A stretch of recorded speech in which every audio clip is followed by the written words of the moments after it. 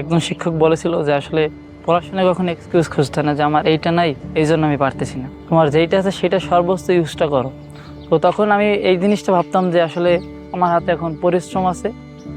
আমার এই মেজো ছেলে আলামিন, আব্বা আমি কি মেডিকেল পড়বো, মানে ডাক্তারি পড়বো না ইঞ্জিনিয়ারিং পড়বো? এরপর বললো যে মা তুমি তো একজন অসুস্থ মানুষ, তোমার তো চিকিৎসা ভালো একটা আর্থিকের কারণে দিতে পারে না আব্বাই, তাইলে আমি ডাক্তারি নিয়ে পড়ি। ডাক্তারের অনেক অনেক খেজমত মানুষের করতে পারে, তোমার খেজমতটা আমি মা প্রথমে করব।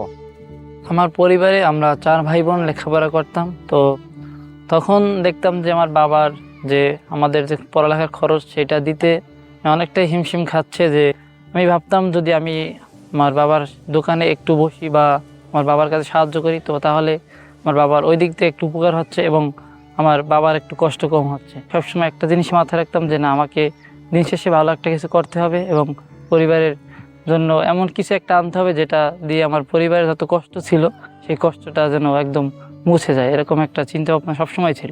যদি স্কুল থেকে এসে দেখতো অনেক কাস্টমার, অনেক ভিড়, আব্বা আমি দিচ্ছি, ও দিত, মানে এই যে স্কুলে পড়তো এ কোনো সময় সংকোচ করতো না যে আমার লগের ছাত্ররা কি বলে, এই সংকোচ কখনো করতো না। আমি যখন ক্লাস করতাম তো তখন আমার শিক্ষক একটা কথা বলেছিল যে ভাই তুমি জীবনে লেখাপড়াটা ঠিকভাবে করো, শুধু পড়ালেখাটা করো, দেখবা জীবন যে পড়াশোনাটা তোমাকে জীবনে কোথায় নিয়ে যায়।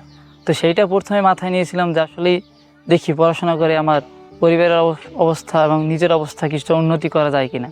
অনলাইনে ক্লাস করে মোবাইল ধারা, এই ফাঁকে আমাকে বলছে যে আব্বা কিছুই তো চাইলাম না এই পর্যন্ত, আমাকে একটা ল্যাপটপ দেন। আমি বললাম যে বাবা তা তো আমি পারি না, আমি খুব অসহায় মানুষ তো। তারপর আমার বড় ছেলে তার এই হাতের মোবাইল দিয়ে দিল, তোর এই মোবাইল দিয়ে হবে না? হবে। শিশু থেকে প্রথমে শুরু করে এই মোবাইল দিয়ে পড়াশোনা শুরু করে। শিক্ষককে আমি চিনি মেনলি হচ্ছে এসএসসির সময়। এসএসসির সময় যে আমার ফ্রেন্ড তখন ও শিক্ষকতে ক্লাস করতো, তো ও মানে শিক্ষক কথাটা আমাকে বলছিল। তো তখন আমি যে শিক্ষক যে কিছু ফ্রি এক্সাম থাকতো, তো শিক্ষক ওই ফ্রি এক্সামগুলো দিতাম। আর মেন যাত্রাটা শিক্ষকতা শুরু হয় যে কলেজে উঠে আর কি, মানে ক্লাস খুবই ভালো লাগতো আর কি।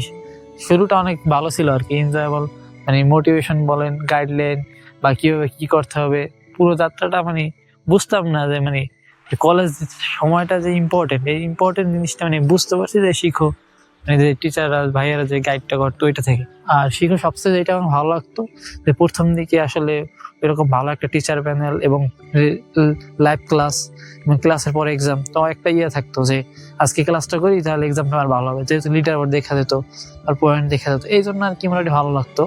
সেখানে এই জিনিসটি ভালো লাগতো, বিশেষ করে অ্যানিমেটেড লেসন ছিল। অনলাইনে যুক্ত হওয়ার কারণে যে পড়াশোনার যে প্রাইভেটের যে খরচ এটা অনেক কমে যায় এবং আমি ভালো কিছু শিখতে পারি, কারণ গ্রামে থেকে তো অত ভালো টিচার পাওয়া সম্ভব না। এই জন্য আসলে আমাকে এই যে অনলাইনে যুক্ত হওয়াটাই আমাকে অনেক বেশি সাহায্য করেছে। কারণ এই যে শুরু থেকেই যদি এসএসসিতে ফোকাসড না থাকা যায় বা রেগুলারলি পড়াশোনা না করা হয়, আসলে অ্যাডমিশন টাইমেও ভালো করা যায় না। তো অনলাইন আমাকে আসলে একটা বড় ধরনের একটা সাহায্য করেছে। আমি মোহাম্মদ আলামিন হাওলাদার 2024-25 শিক্ষাবর্ষে মেডিকেল ভর্তি পরীক্ষায় জাতীয় মেধায় 117তম স্থান অর্জন করেছি এবং আল্লাহ তাআলার অশেষ রহমতে ঢাকা মেডিকেল কলেজে চান্স পেয়েছি। ছোটবেলা থেকেই কখনো স্বপ্ন ছিল না যে ডাক্তার হব, তো মায়ের অসুস্থতা এবং আরও কিছু কারণে আমি ডাক্তার হওয়ার স্বপ্নটা বেছে নিই এবং আল্লাহ তাআলার অশেষ রহমতে আমার স্বপ্ন পূরণ হয়েছে।